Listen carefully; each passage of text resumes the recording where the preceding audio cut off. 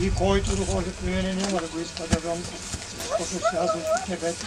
Не за да върша моята воля, а волята на Отца, който ме е пратил. Волята на Отца, който ме е пратил е тая. От всичко, що ми е дал, да не погубя нищо, а да го възкреся в последния ден. Тази е волята на оногова, който ме е пратил. Всякой, който види Сина и вярва в Него, да има живот вечен, и аз ще го възкреся последния ден. Вечни покой, наш Господи, усопшей, раб Твоих ни не поменут и сотвори.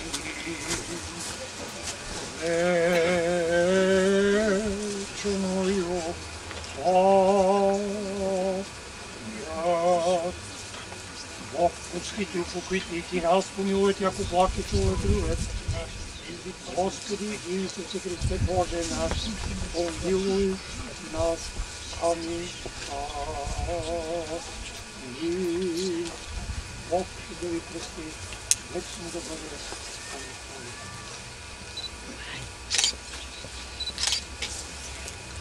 Скъпи брати и сестри, ето и тази година Божия милост и Божий промисъл сме се събрали тук да зачетем паметта на онези, които са проляли кръвта за нас, да говорим български език. Те това са мечтали и това са постигнали. И ето, че тази година вие сте повече от миналата година. Дай Боже, с всяка година да се увеличава вашето присъствие от всички краища на България. Оттам, откъдето зачитате нашите скъпи покойници, дали живота си за нашата свобода. Нека Бог да ви прости, а вас Господ Бог да ви дали със здрави и сили много, много години занапред да посещавате това лобно място. Амин. Сега ще постоите малко да мина да ви поръси.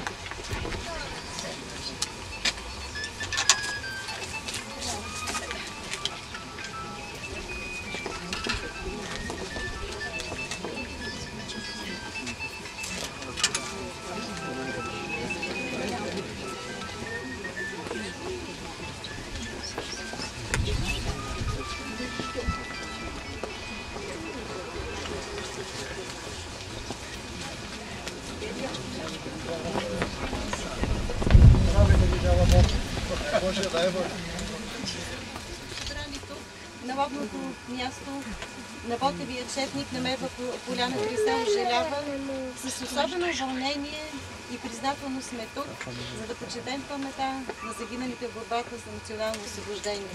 Заедно с представители на туристическо дружество Еделвайс, земляческо дружество Лудогорие, гости от Разград, жители на Желява и околните селища, ученици от селището на район Кремиковци, туристическо дружество Иван Вазов, туристическо дружество Алеко, туристическо дружество Витоша, туристически клуб Редута, директор на 162 основно училище Румен Андреев.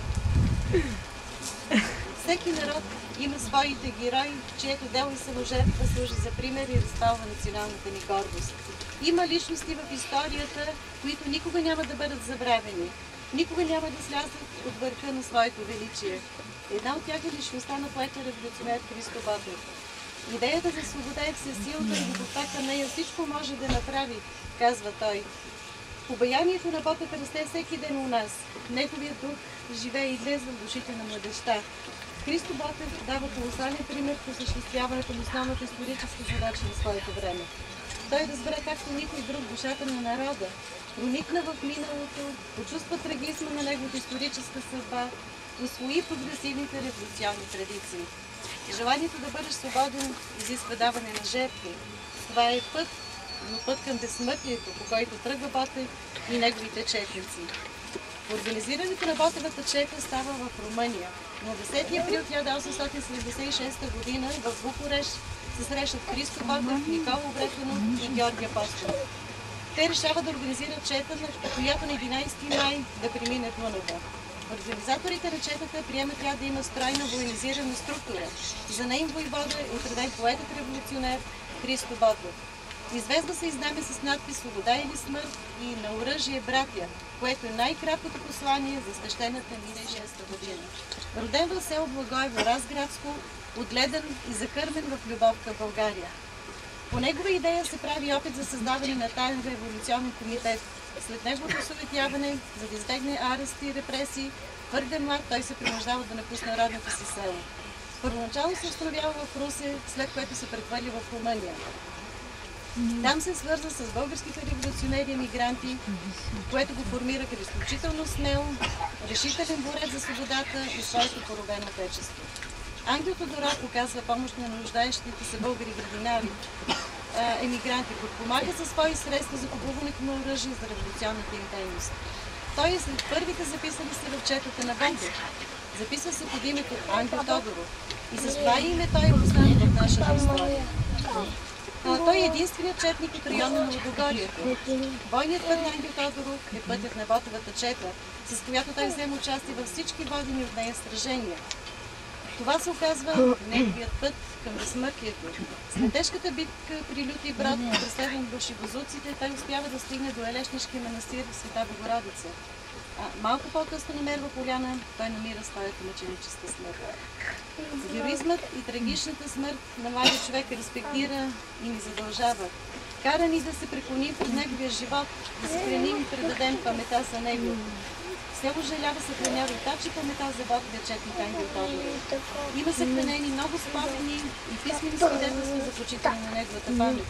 Още тогава, след случката на Мерва поляна, където казва главата му, селените Желява пренебрегват своя страх от турците и погребват обезглавеното тяло.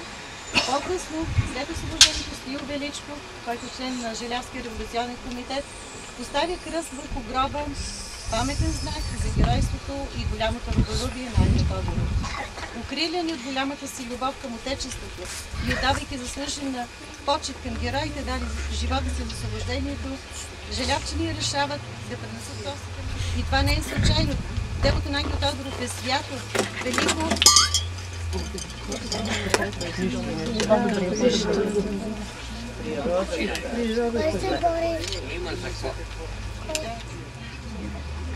Делото на Ангел Тодоров е свято, велико и съвсем естествено е неговото присъствие в това свято за всеки българин място.